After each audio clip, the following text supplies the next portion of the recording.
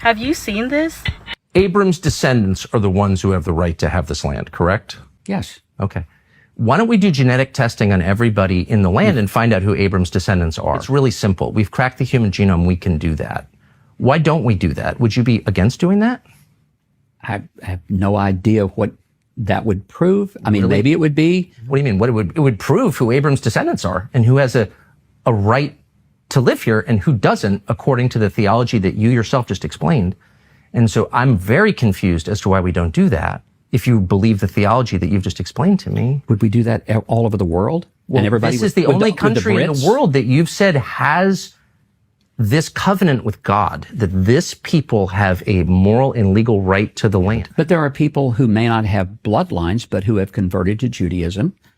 Are they going to be able to live here? Are you going to kick them out? By your standards, they can't live here. Because you just told me that they have a right to live here because God gave them the land because they're the descendants of Abram. The descendants of Abraham. But if they're the spiritual descendants of Abraham and they've now decided that they're converting to Judaism, then do they have a right to live in Israel? Since you began this conversation by asking me, did I think they had a right to come here? Yeah, that's and what my question Zionism was, is. On what basis do they have the right? Yeah. And you said because God granted it to them. And I also said because that there should be a land where Jews can live in peace and safety. And I asked you what a Jew was, and you couldn't answer it. You said it partly is religious, but doesn't have to be. It's partly genetic, but it doesn't have to be.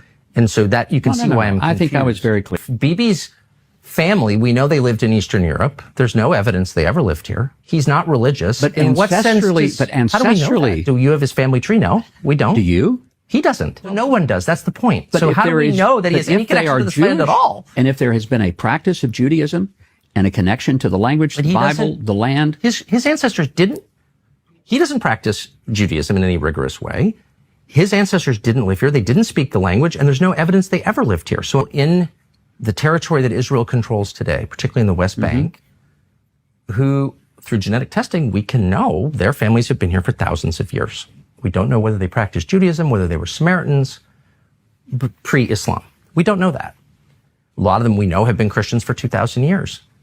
They have less of a right to the land than someone whose ancestors, the only thing we know about them is they lived in Latvia or Poland. They're Eastern European. How does that work?